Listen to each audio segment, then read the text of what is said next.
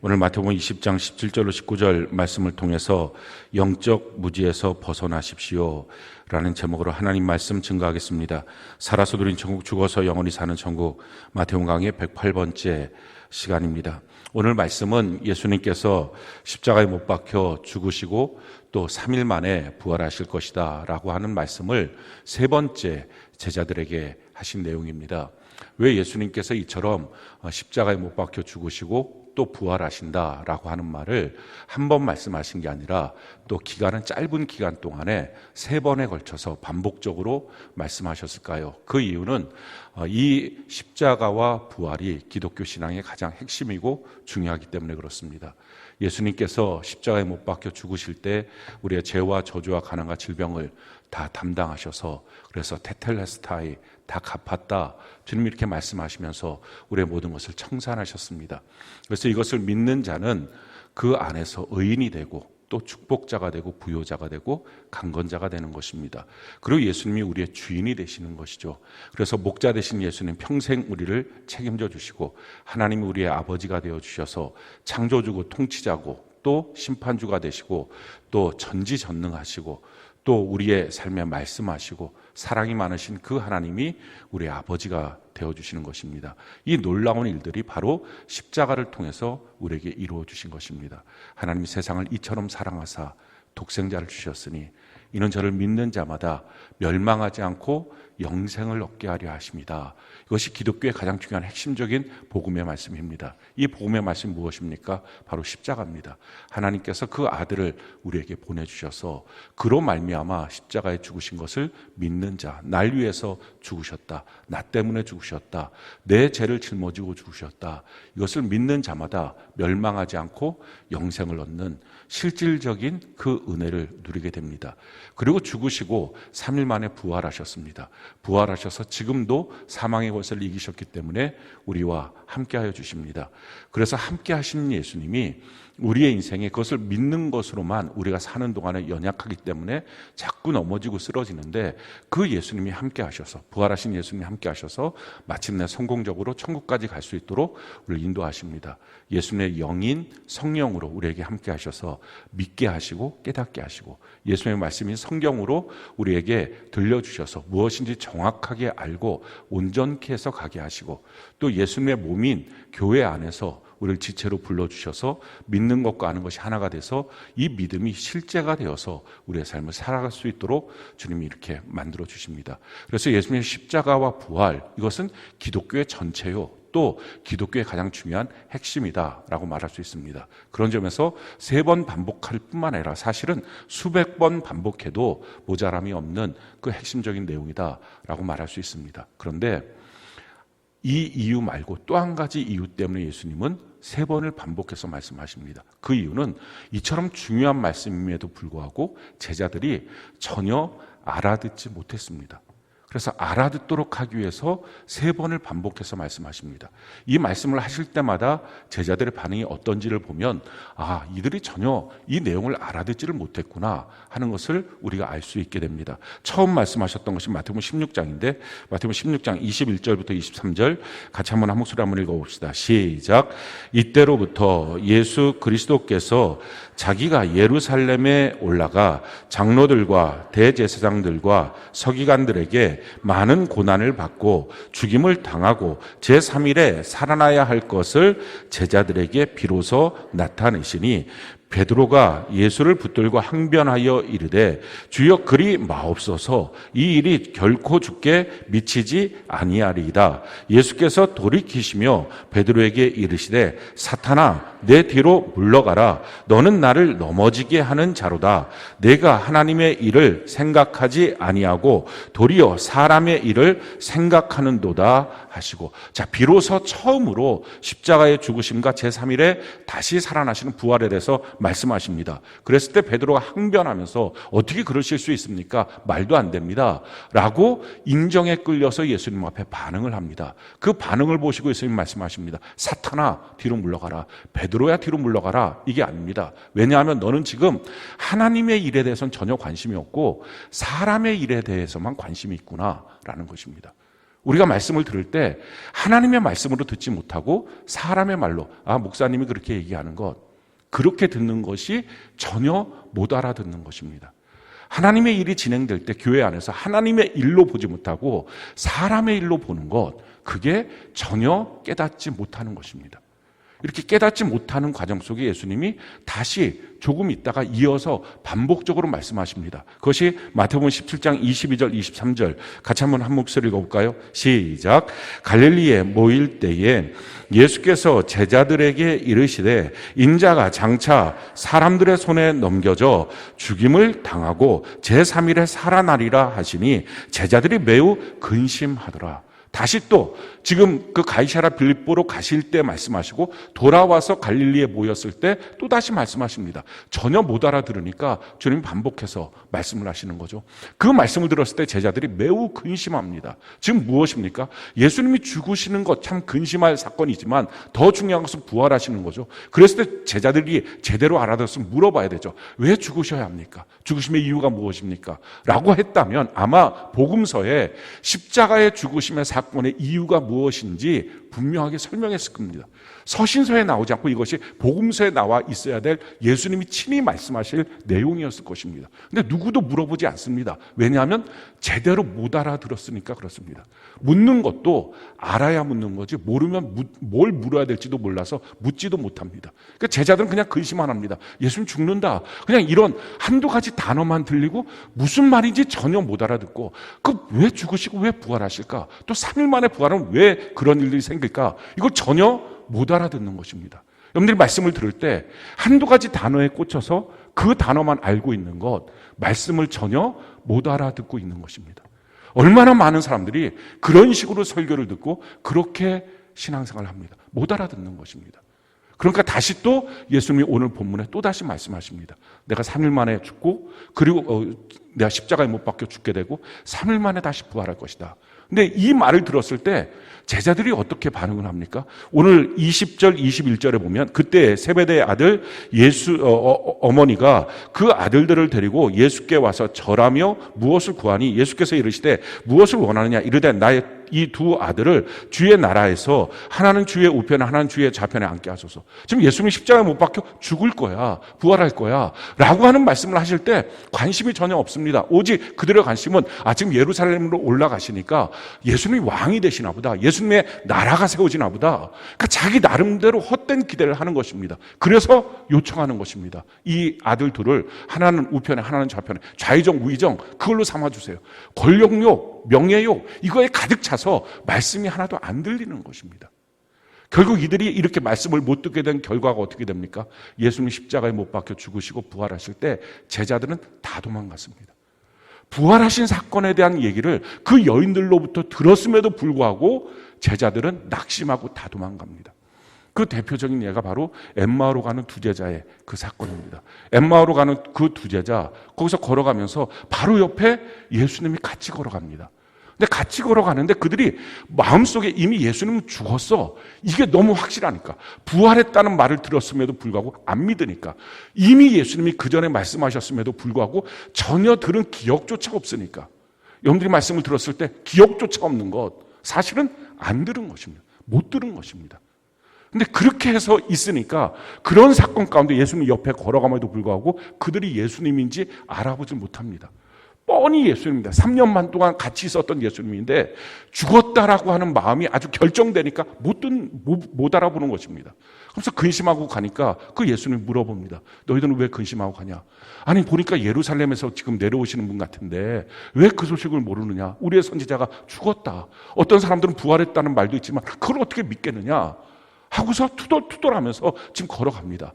그들을 향해서 예수님이 이렇게 반응을 하시죠. 누가복음 24장 25절로 27절, 31절로 32절 우리 같이 한번 한 목소리 한번 읽어볼까요? 시작.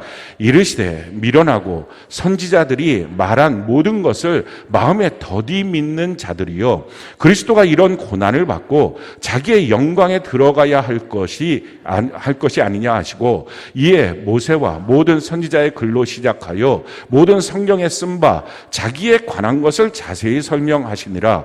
그들이 눈이 밝아져 그인 줄 알아보더니 예수는 그들에게 보이지 아니하시는지라. 그들이 서로 말하되 길에서 우리에게 말씀하시고 우리에게 성경을 풀어 주실 때에 우리 속에서 마음이 뜨겁지 아니하더냐 하고.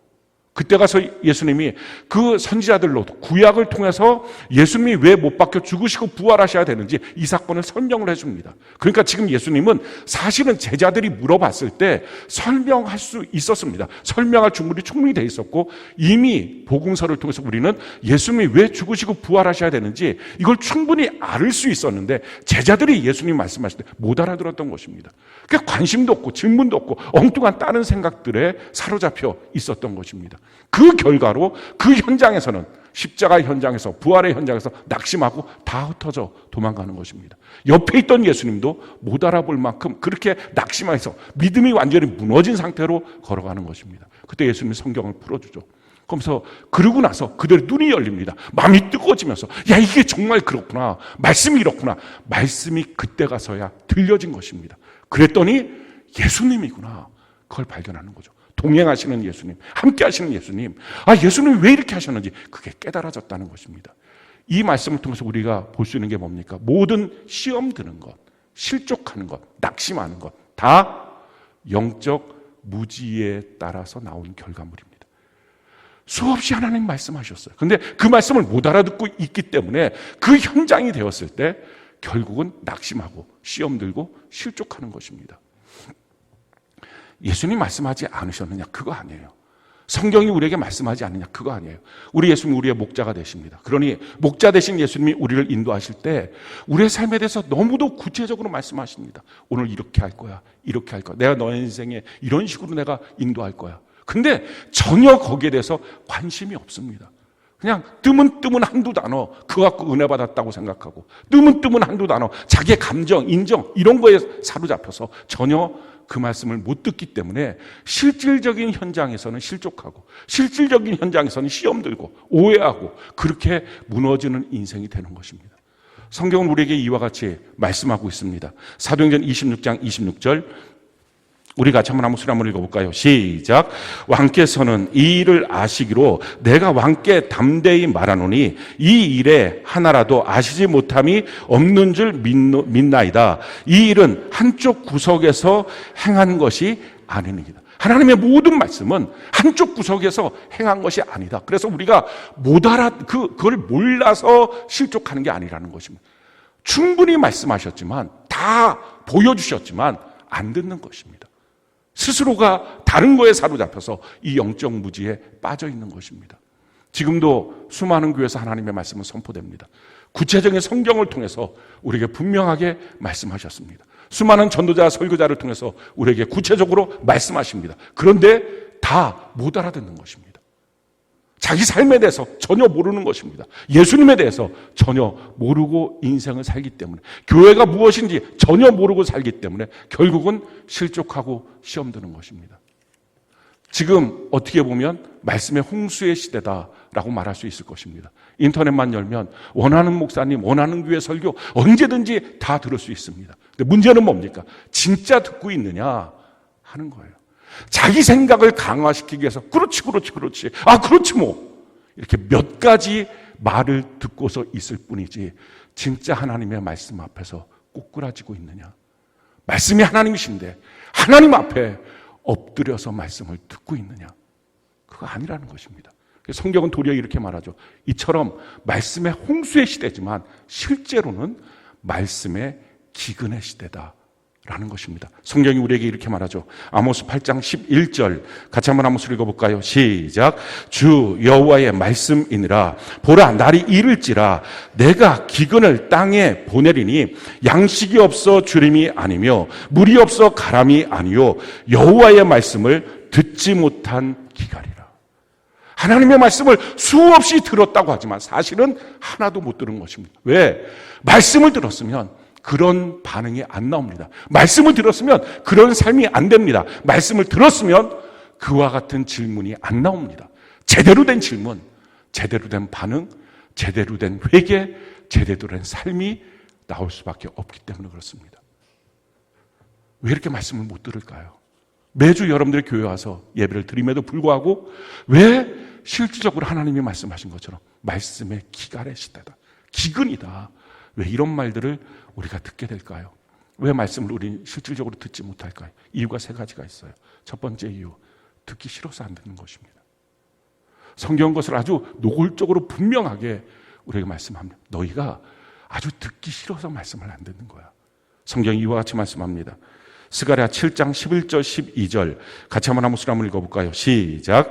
그들이 듣기를 싫어하여 등을 돌리며 듣지 아니하려고 귀를 막으며 그 마음을 금강석 같게 하여 율법과 만군의 여호와가 그의 영으로 옛 선지자들을 통하여 전한 말을 듣지 아니하므로 큰 진노가 만군의 여호와께로부터 나왔도다. 듣기 싫어서. 자, 그럼 왜 하나님의 말씀인데, 말씀을 듣기 위해서 다 예배로 나왔는데 왜 듣기 싫어할까요? 말씀이 선포되는데 왜 그 말씀을 듣기 싫어할까요? 이유는 내 안에 내 나름대로의 욕망의 소리가 있습니다. 내 나름대로의 선지식이 있습니다. 성경 그것을 사욕을 쫓을 스승이라고 말하고 있습니다. 성경이 우리에게 이렇게 말해요. 디모데후서 4장 3절 4절 같이 한번 읽어볼까요? 시작. 때가 이르리니 사람이 바른 교훈을 받지 아니하며 귀가 가려서 자기의 사욕을 따를 스승을 많이 두고 또 그 귀를 진리에서 돌이켜 허탄한 이야기를 따르리라. 자기가 듣고 싶은 것만 듣는 거예요. 자기가 원하는 어떤 뭐가 있어요. 자기가 따를 자기의 사욕이 있어요. 권력욕, 명예욕, 이런 게 있으니까 주님이 뭐라고 말씀하셔도 내 아들 둘 우편 좌편 이런 생각만 하는 것처럼 끊임없이 자기 안에 뭔가 원하는 게 있습니다. 지금 내 삶 속에 난 이게 필요해. 이런 말씀이 필요해. 난 지금 위로가 필요해. 주님은 나를 책망하시는데 난 지금 위로가 필요해. 그러니까 저 소리 난 듣기 싫어. 난 처음부터 듣기 싫었어. 지금 나한테는 물질에 대한 축복의 말씀이 필요한데 지금 내가 어려우니까. 근데 도리어 하나님 앞에 예물을 드려라. 그냥 그런 소리 싫어. 지금 나는 내 삶이 좀 더 안락하고 평안한 가정을 원하는데 전도하러 나가라. 그 소리 싫어. 자기가 원하는 사욕, 그것을 따를 스승들을 많이 두었기 때문에 말씀이 전혀 안 들리고 있고, 안 들렸는데도 불구하고 자기는 들었다라고 착각하고 있다는 것입니다. 어떻게 해야 됩니까? 성경은 오늘 우리에게 이렇게 말하죠. 고린도서 10장 5절 같이 한번 한 목소리 읽어봅시다. 시작. 하나님 아는 것을 대적하여 높아진 것을 다 무너뜨리고 모든 생각을 사로잡아 그리스도에게 복종하게 하니. 우리의 모든 생각을 사로잡아 그리스도 앞에 복종해야 됩니다. 그래서 예배드리는 시간은 내가 재물이 되는 시간입니다. 재물은 어떻게 됩니까? 죽어야 되는 거예요. 살아있는 재물은 없잖아요. 하나님 앞에 제물을 드릴 때, 어떤 소나 양을 드릴 때 어떻게 드립니까? 머리를 자르고 꼬리를 자르고 양손 양발 이 앞다리 뒷다리 다 자르고 가죽을 벗겨내고 속에 있는 내장을 다 끄집어내서 토막을 쳐서 불로 태워 드리는 것, 이게 하나님이 받으시는 번제입니다. 우리 똑같아요. 우리의 머리 잘라서 우리의 생각을 다 복종시켜야 합니다. 꼬리를 잘라서 세상의 미련들, 두고 왔던 많은 생각들 그거 끊어버려야 됩니다. 양손 양발 다 끊어서 세상 수단 방법 그거 끊어야 합니다. 그래야 주님이 일하십니다. 껍질 벗겨내서 자기가 알량한 자기의 겉모습 포장하지 말고 포장지 벗겨내고 속에 있는 것 다 끄집어내서 내 안에 이런 욕심, 이 더러운 것들이 그대로 있습니다 하고 주님 앞에 고백하고 성령의 불로 태워서 하나님 앞에 드리는 게 예배입니다. 오늘 우리의 생각이 있었던 것 다 사로잡아 그리스도 앞에 복종시키는 은혜가 있기를 바랍니다. 두 번째, 왜 하나님의 말씀의 자리에 왔음에도 불구하고 성경을 읽음에도 불구하고 제대로 말씀을 못 들을까요? 말씀의 가치를 몰라서. 우리가 말씀의 가치를 모릅니다. 이 말씀의 가치를 모른다는 것은 하나님의 일하심의 방식을 모른다는 말입니다. 어떤 사람들이 이렇게 말합니다. 하나님이 계시면 지금 사회가 이렇겠어? 하나님이 계시면 지금 내 삶이 이렇겠어? 도대체 내게 이런 문제가 왔을 때 하나님은 뭐 하시는 거야? 왜 나를 이렇게 그냥 팽개쳐도? 이런 식으로 말하는 사람들이 있습니다. 안 믿는 사람들은 전혀 영적인 지식이 없으니까 그런데 믿는 사람들조차도 그런 식의 생각들을 하고 있습니다. 영적 무지죠. 근데 왜 이런 생각들을 하느냐? 하나님의 일하심의 방법을 몰라서 그렇습니다. 하나님은 어떻게 일하십니까? 말씀으로 일하세요. 세상 어떻게 창조됐습니까? 말씀으로 창조했어요. 무엇으로 이 땅을 통치하고 계십니까? 말씀으로 통치하십니다. 성경이 우리에게 이와 같이 말씀하죠. 히브리서 1장 3절 같이 한번 한 목소리 읽어볼까요? 시작. 이는 하나님의 영광의 광채시요 그 본체의 형상이시라. 그의 능력의 말씀으로 만물을 붙드시며 죄를 정결하게 하는 일을 하시고 높은 곳에 계신 지극히 크신 이의 우편에 앉으셨느니라. 능력의 말씀으로 세상을 붙들고 있다. 말씀으로 이곳을 통치하신다. 말씀으로 내 삶을 다스리신다. 말씀으로 내 삶을 인도하고 계신다라는 것입니다. 그런데 우리는 그 말씀을 못 듣습니다. 하나님 내 곁에서 일하시는 방법, 내게 말씀하시는 거예요. 날마다 내게 말씀하시는 거예요. 큐티를 통해서 말씀하시고 주일 예배를 통해서 말씀하시고 날마다 내게 말씀하시는데, 그런데 나는 그 말씀하신 하나님을 인정하지 않는 것입니다. 못 듣고 있는 것입니다. 그리고 자꾸 하나님 앞에 요구하는 게 뭡니까? 하나님이 환경 바꿔달라는 것입니다. 이걸 이렇게 바꿔주세요. 그게 무슨 말이에요? 말씀 말고, 그 말씀을 듣고 내가 순종해야 되는데 그것 말고 그냥 하나님이 일하세요. 나 그냥 거기서 누리고 살게요. 전혀 잘못된 생각들을 갖고 있으니 지금도 말씀하시는 하나님 앞에 말씀을 못 듣고 사니, 그게 순종이 안 되니 그냥 내 삶은 그렇게 고통스러운 것입니다. 괴로움이 있는 것입니다. 내 충분히 말씀하신 하나님 앞에 반응을 제대로 못하고 사는 것입니다. 이것이 우리의 문제들입니다. 하나님 그 말씀대로 심판하신다고 그러셨어요. 성경은 우리에게 이렇게 말하죠. 요한복음 12장 48절 같이 한번 한 목소리 읽어볼까요? 시작. 나를 저버리고 내 말을 받지 아니하는 자를 심판할 이가 있으니 곧 내가 한 그 말이 마지막 날에 그를 심판하리. 하나님 내게 말씀하신 대로 마지막 날에 심판하십니다. 문제는 뭐예요? 하나님이 일하시지 않는 게 아니라 하나님은 말씀하심으로 일하시는데 듣지 못하고 순종하지 못함으로 우리의 삶에 하나님의 역사가 나타나지 못하게 하는 우리의 잘못입니다. 말씀의 가치를 모르는 거예요. 하나님이 말씀으로 일하시는 방식으로 역사하시구나. 우리가 다 알잖아요. 하나님 말씀으로 창조하셨어요. 하나님 말씀대로 심판하십니다. 하나님 말씀으로 통치하십니다. 다 알면서 이것이 그냥 지식으로만 있지 실제로 내 삶 속에 하나님이 나를 말씀으로 인도하고 계신다. 말씀으로 지금도 경책하신다. 이걸 인정하지 않잖아요. 못 듣는 거예요. 내가 인정하지 않는데 어떻게 말씀하신 하나님을 내가 믿고 행할 수 있겠습니까? 세 번째 이유, 왜 우리가 말씀에 대해서 영적인 무지가 있을까? 수없이 큐티도 하고 말씀도 듣는데 왜 전혀 모를까요? 이유는 인생을 몰라서 그래요. 우리 인생이 이렇게 복잡해진 이유가 뭡니까? 살려고 태어나서 살려고 결정해서 그래요. 태어날 때부터도 막 살려고 태어나는 거죠. 그리고 결정도 어떻게 하면 살까? 어떻게 하면 내가 사는 거야? 이걸로 결정하니 결정할 때마다 뭐가 됐든지 간에 자기의 욕심이 끊임없이 들어가는 것입니다. 사람은 살려고 태어나지 않았어요. 우리가 예수님이 십자가에 못 박혀 죽으시기 위해서 이 땅에 오셨다. 그거 다 압니다. 예수님은 죽기 위해서 오셨다. 그러면서 뭐라고 착각해요? 근데 사람들은 다 살려고 태어났다. 아니에요. 사람도 죽기 위해 태어난 거예요. 우리 인생은 삼생이라고 말하죠. 어머니 뱃속에 일생이라고 말할 때 어머니 뱃속에서 잉태되자마자 출산하는 그날까지 출산이 뭡니까? 그 자궁에서 나가고 생명줄인 탯줄에서 끊어지는 것입니다. 어머니 뱃속의 관점에서 보면 죽음이에요. 지금 이 아이를 잉태하는 순간부터 어머니 뱃속의 관점에서 보면 뭡니까? 죽기를 원하는 거예요. 걔는 죽기 위해 태어난 거예요. 안 죽으면 큰일 나는 거예요. 죽어야 실질적으로 이 땅에서 살아가는 새로운 삶을 그는 살 수 있어요. 지금 우리의 삶도 마찬가지예요. 지금 우리의 삶 살려고 태어난 줄 아십니까? 그렇지 않아요. 성경은 죽기 위해서 태어났다는 거예요. 그래서 사람에게는 정해진 게 있다는 것입니다. 그는 반드시 죽는다. 그리고 그 다음에는 심판이 있다.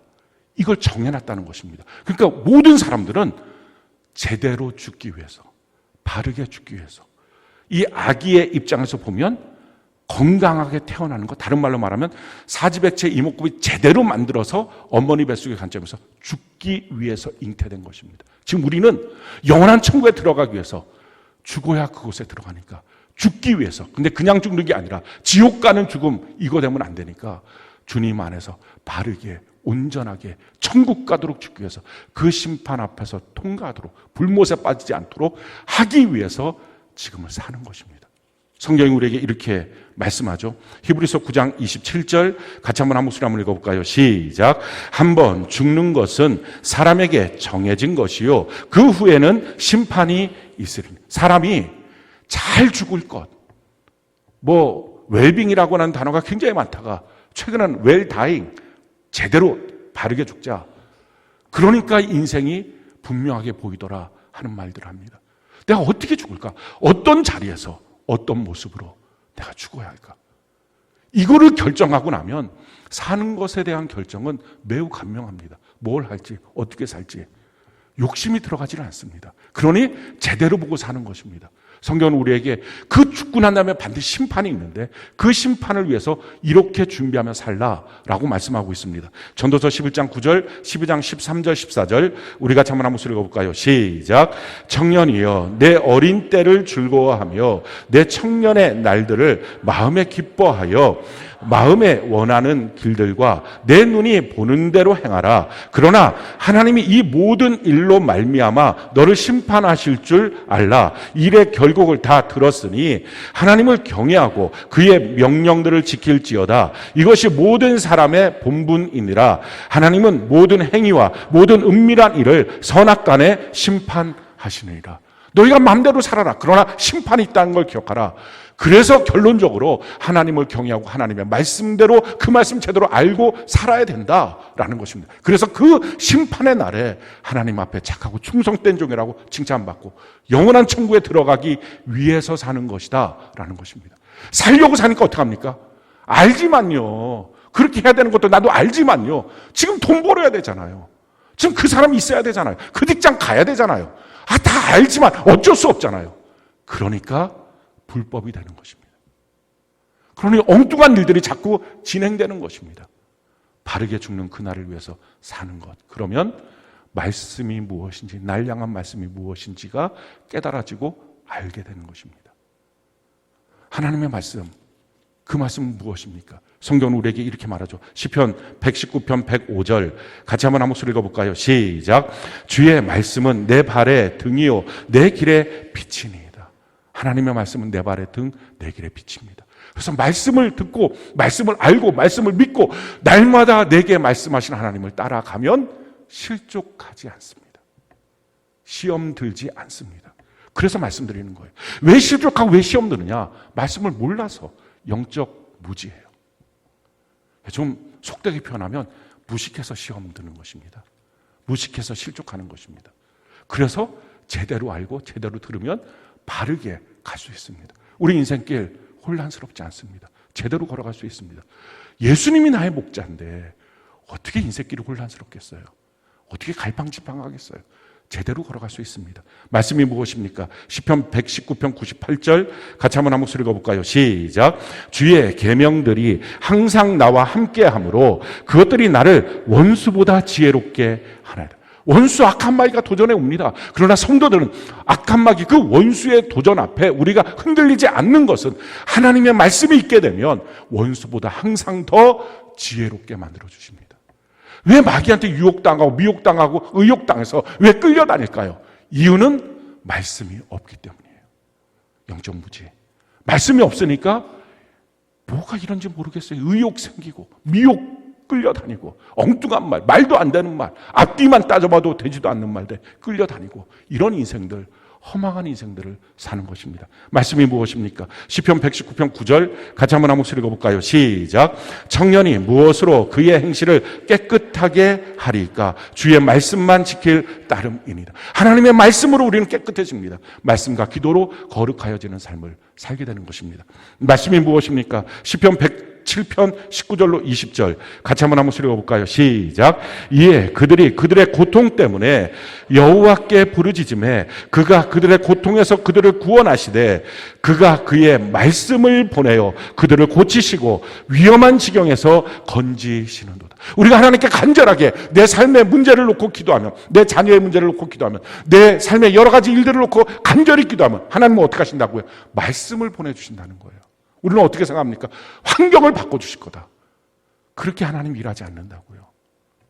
하나님은 말씀으로 천지를 창조하셨어요. 그 말씀을 믿는 자들에게 그것이 창조가 되고 능력이 되고 비전이 되고 소망이 되고 우리의 삶이 되는 것입니다.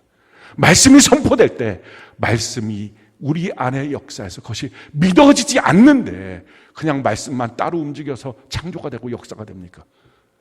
자기 삶이 너무 공고해요. 그 공고한 문제 때문에 교회를 왔어요. 교회를 왔을 때 말씀만 주십니다. 그 말씀만 줄 때 맨날 말만 하고 내 삶이 이렇게 공고한데 어떡하라고. 말씀이 믿어지면 곤고한 삶에 하나님의 빛이 들어갑니다. 그게 하나님의 일하심의 방식이에요. 근데 그냥 내 환경만, 삶만, 이것만 보니까 그게 안 되는 것입니다. 말씀이 우리의 기도의 하나님의 응답의 방식이고 하나님의 일하심의 방식이고 아마 이 말을 들을 때 어떤 사람 말만 하시면 뭐예요? 내 삶이 안 바뀌는데. 아니요. 그 말만 하신다고 하는 그 말을 믿어보셔야 합니다. 그게 안 믿어지니 평생, 죄송하지만 저는 이렇게 표현합니다. 그게 저주받은 인생이에요. 하나님의 말씀 믿어지는 인생, 그게 복된 인생이에요. 우리가 이 복된 인생으로 살아가는 것, 그게 믿어지는 사람이 자기 안에 창조의 역사가 나타나요. 하나님이 동행하시고 인도하시는 것입니다. 어떻게 하면 믿어질까? 잠시 후에 제가 말씀을 드리려고 그래요. 그 방식으로 하나님의 말씀을 대하면 누구든지 누구라도 하나님의 말씀이 믿어지는 사람이 됩니다. 자, 하나님의 말씀은 어떤 것입니까? 성경은 우리에게 이렇게 말하죠. 시편 1편 1절로 3절 우리 같이 한번 읽어볼까요? 시작. 복 있는 사람은 악인들의 꾀를 따르지 아니하며 죄인들의 길에 서지 아니하며 오만한 자들의 자리에 앉지 아니하고 오직 여호와의 율법을 즐거워하여 그의 율법을 주야로 묵상하는도다. 그는 시냇가에 심은 나무가 철을 따라 열매를 맺으며 그 잎사귀가 마르지 아니함 같으니 그가 하는 모든 일이 다 형통하리로다. 하나님의 말씀을 주야로 묵상하는 자들에게는 형통한 삶이 있다. 시냇가에 심겨진 나무처럼 요동하지 않는 인생이 된다 하는 것입니다. 우리 평생에 내 곁에서 말씀하시는, 나의 목자 되시는, 끊임없이 말씀하시는 그 주님의 말씀. 우리는 날마다 큐티하잖아요. 큐티가 뭐예요? 지금 내게 말씀하신 하나님. 그렇게 듣고 있습니까? 그렇게 하나님을 만나고 있습니까? 그렇게 못 만나는 이유는 다 영적 무지, 듣기 싫어서, 말씀의 가치를 몰라서, 인생이 뭔지를 몰라서 이런 것입니다. 오늘도 지금 설교 시간에 끊임없이 말씀하고 있잖아요. 하나님은 우리에게 끊임없이 말씀하십니다. 그 말씀으로 우리의 인생길을 인도하시고, 내가 기도하면 응답으로 주님은 내게 말씀하십니다. 왜 이걸 못 들을까요?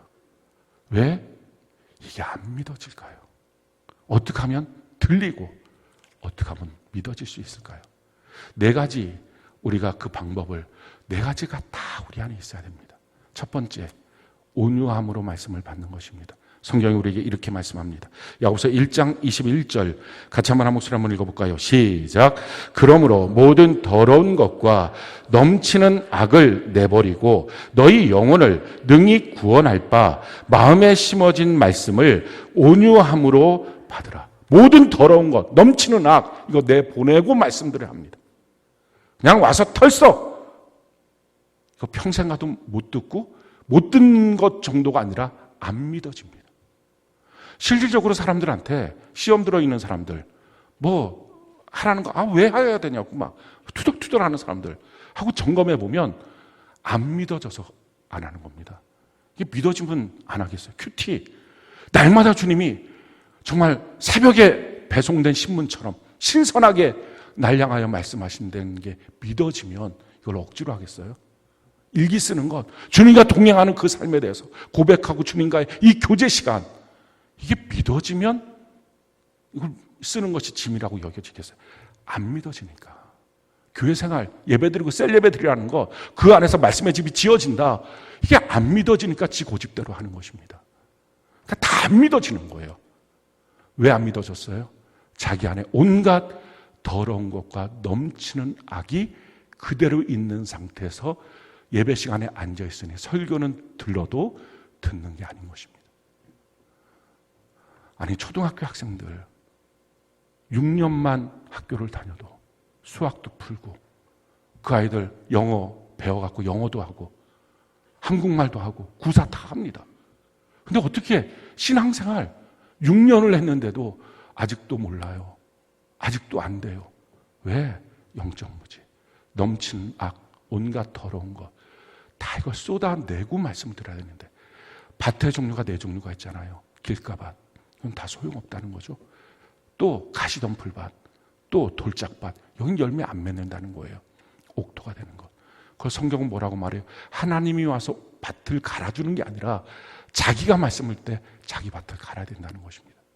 지금 여러분들의 마음밭은 어떻습니까? 길가로 다져져서 말씀이 한마디도 들어가지 않게 되어 있습니까? 아니면 세상 염려 걱정 가득 있는 가시덤불입니까? 아니면 울퉁불퉁 자기 감정이 그대로 있는 살아있는 그런 돌짝입니까? 거긴 열매가 맺어지지 않아요. 그러니까 하나님의 말씀이 안 들리고 들었다고 하지만 사실은 자기 안에 심겨진 말씀이 안 되는 것입니다. 오늘 말씀을 제대로 듣기 위해서 자기 안에 있는 이 밭을 다 갈아엎어야 합니다.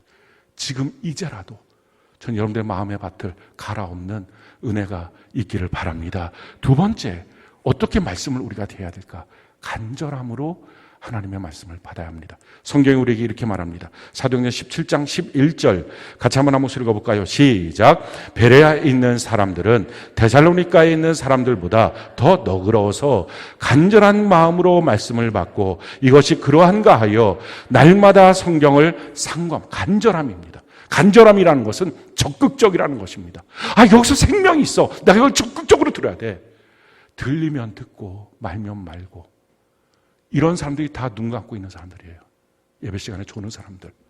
평생을 교회를 나와도 사실 점검해 보면 말씀 몇 마디가 없는 사람.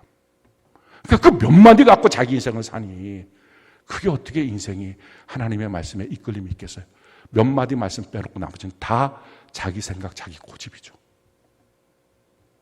그러니까 사실은 그 일로 자기 자녀, 자기 가정 구원도 못 시킵니다. 자기 안에 말씀도 없는데 어떻게 역사가 나타나고 어떻게 변화가 나타나겠어요? 지금 제가 하는 말이 정죄로 들리지 않았으면 좋겠어요. 제대로 말씀을 드려야 되겠다. 이 결단으로 말씀을 받아야 합니다.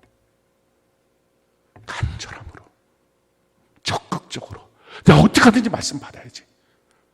말씀을 못 듣게 하는 여러 가지 도전들이 있겠죠. 감정적인 도전도 있을 거고 환경적인 도전도 있을 거고 육체적인 도전도 있고 많이 있겠죠. 습관적인 도전도 있고 이거 다 뛰어넘는 게 간절입니다. 적극적으로. 오늘 이 말씀을 다 적극적으로 보고 있는가. 제가 목회하면서 경험한 것 중에 한 가지는 시선이 떨어져 있거나 고개를 숙이고 있거나 말씀 하나도 못 받습니다. 그렇게 하면서 말씀 듣는 사람을 본 적이 없어요. 지금까지 목회하면서. 강단을 바라보는 것. 그래서 우리의 시선이라는 것은 기대를 포함하고 있습니다. 베드로와 요한이 안진뱅이 일으킬 때 성전 미문으로 올라갈 때 제일 처음에 그냥 나사렛 예수의 이름으로 일어날 거를 하지 않았어요. 너는 나를 바라봐라. 거기서부터 이 일이 시작이 되는 거예요. 하나님의 말씀 앞에. 성경에 대해서도 정말 정신 똑바로 차리고 큐티 제대로 해야지 하고 피곤한 몸 완전히 일으켜 세워서 보지 않으면 그냥 대충 졸다 깨다 하면서 성경 읽는 거 그거 다 사실은 영적 무지예요. 못 듣는 거예요. 아는 척만 하지 실제가 없는 것입니다. 세 번째, 하나님의 말씀 어떻게 받아야 합니까? 겸손함으로 받는 거예요. 왜냐하면 요한복음 1장 1절에 말씀이 하나님이시니까. 그래서 내가 지금 말씀을 대하는 태도가 그게 신앙이에요. 저는 사실 신앙 좋은데 이렇게 하고 아니 그런 거 없어요. 말씀을 대하는 태도가 그게 자기 신앙이에요. 그게 지금 자기가 하나님을 대하고 있는 태도예요. 설교를 들을 때 그건 설교는 설교잖아요. 데살로니가전서 2장 13절에 내가 너에게 전한 이 말이 하나님의 말씀이다. 사람의 말이 아니라 하나님의 말씀이다. 진실로 그러하니 믿는 자에게 역사가 나타난다. 그 믿음으로 말씀을 내가 듣고 있는 하나님 앞에 있습니다. 고넬료의 가정이 베드로가 왔을 때 다 절하면서 하나님 앞에 있습니다. 베드로가 당황하면서 일으켜 세워서 나도 사람이야. 왜 그래? 우리가 이와 같은 자세로 말씀을 듣겠습니다. 할 때 말씀 듣는 도중에 성령이 임하십니다. 지금도 동일하게 말씀 듣는 도중에 성령 하나님이 역사하실 수 있어요. 그래서 그 은혜 가운데 겸손함으로 나가는 것입니다. 그 겸손함으로 말씀을 받았던 대표적인 인물 그가 바로 마리아라고 하는 인물입니다. 성경은 그것을 이렇게 우리에게 표현하고 있어요. 누가복음 10장 39절 같이 한번 한 목소리 한번 읽어볼까요? 시작. 그에게 마리아라 하는 동생이 있어 주의 발치에 앉아 그의 말씀을 듣더니, 주님 발치에서 말씀 들었어요. 말씀 듣는 이 자세, 말씀 듣는 이 태도, 이게 너무 중요해요. 이 겸손한 자리, 이 겸손한 자리를 갖고 있을 때 그가 기도할 때도 겸손하게 합니다. 그러니 당연히 그 기도가 응답이 되겠죠. 사람들의 기도가 잘못 응답되지 않는 이유는 뭐냐면은 교만하게 합니다. 자기 사정이 힘들고 어렵다고 심지어 하나님을 향하여 따지듯이 기도합니다. 왜 이렇게 돼요? 왜 이렇어요? 왜 이런 문제가 생겨요? 기도가 아니라 데모하는 것이고 따지는 것입니다. 근데 이 마리아는 말씀을 들을 때부터 그 발치 앞에 듣는 그 겸손함이 훈련되니까 자기 오빠가 죽는 위급한 상황, 정말 이거는 자기 절체절명, 자기 집안에서 더 이상 돈 벌 사람이 없는 이 상황에 놓여 있을 때도 겸손히 주님 발치에 가서 주님 앞에 말합니다. 그것이 기도죠. 성경이 이렇게 말해요. 요한복음 11장 32절 같이 한번 읽어볼까요? 시작. 마리아가 예수 계신 곳에 가서 배웠고 그 발 앞에 엎드려 이르되 주께서 여기 계셨더라면 내 오라버니가 죽지 아니하였겠나이다. 주님 여기 계셨으면 내 오라버니 죽지 않았을 것 같은데요. 너무 가슴이 아픈데요. 라고 말하면서 지금 어디에 있습니까? 주님 발 앞에 엎드려서 그 겸손함을 잊지 않아요. 그러니 응답이 되죠. 나사로가 그러니 죽은 지 3일이 됐는데도 그를 살려내죠. 그렇게 말씀 들을 때 겸손, 기도할 때 겸손한 그 사람, 주님 앞에 헌신하고 봉사할 때도 겸손하게 합니다. 성경이 이렇게 말해요. 요한복음 12장 3절 같이 한번 읽어볼까요? 시작. 마리아는 지극히 비싼 향유 곧 순전한 나드 한 근을 가져다가 예수의 발에 붓고 자기 머리털로 그의 발을 닦으니 향유 냄새가 집에 가득하더라. 섬길 때도 자기 향유옥합을 발에다가 다 붓고 자기 머리카락으로 주님 발을 닦으면서 눈물로 닦으면서 그렇게 헌신한 자리에 있습니다. 그랬을 때 예수님이 이렇게 말합니다. 복음이 증거되는 어디든지 이 여인의 행적은 반드시 전파되어야 된다. 그렇게 주님이 기념하고 싶었던 사람이에요. 그래서 그 사람이 말씀 듣는 자세가 그냥 신앙이거든요. 말씀을 대하는 태도, 그게 신앙이거든요. 말씀에 대한 반응, 그게 그냥 그게 신앙이거든요. 그 신앙이 어떠냐? 겸손한 신앙, 온유한 신앙, 주님을 향하여 간절하고 적극적인 모습, 이렇게 나갈 때 말씀이 들려지고요. 들려지는 말씀이 믿어집니다. 믿음은 들으면서 나오는 거예요. 안 들렸는데 어떻게 믿음이 생겨요? 믿어져야 그 다음부터 역사가 있죠. 네 번째, 주님의 말씀 어떻게 들어야 됩니까? 성령의 감동으로 들어야 됩니다. 그래서 말씀을 들을 때마다 성령님이 시간 감동해달라고, 전하는 자나 듣는 자가 한 말씀으로 같이 한 마음이 될 수 있게 해달라고 그 마음으로 기도해야 됩니다. 성경은 우리에게 이렇게 말합니다. 베드로서 1장 20절로 21절 같이 한번 읽어볼까요? 시작. 먼저 알 것은 성경의 모든 예언은 사사로이 풀 것이 아니니 예언은 언제든지 사람의 뜻으로 낸 것이 아니요 오직 성령의 감동하심을 받은 사람들이 하나님께 받아 말한 것이다. 하나님의 말씀 전체가 성령의 감동으로 된 것으로 우리가 성령의 조명하심이 없으면 하나님의 말씀을 제대로 이해할 수 없습니다. 성령의 조명하신 가운데 그 말씀이 깨달아지고 믿어지는 것입니다. 그렇게 되면 하나님의 말씀이 딱 내 안에 믿음이 되잖아요. 내 한숨이 바뀌어요. 하나님의 말씀이 내 안에 딱 믿어지면 막막했던 그 길이 빛이 들어오기 시작해요. 어떻게 해야 될지, 무엇을 해야 될지 너무 정확해 보여지기 시작해요. 그리고 그 말씀으로 순종하는 그 삶에 하나님의 성취가 나타나기 시작해요. 우리 안에 있는 모든 영적 무지, 왜 내 삶은 이래요? 영적 무지, 말씀이 없어서. 왜 내 마음은 이래요? 말씀이 없어서. 왜 내 길은 이래요? 말씀이 없어서. 빛 되신 말씀, 생명 되신 말씀, 내 영혼에 양식되는 말씀 없으니 기력이 빠지고 힘이 드는 것입니다. 하나님의 말씀 제대로 듣고 알고 믿고 그 말씀대로 순종하며 살아가는 우리 모두가 되기를 예수님 이름으로 축원합니다.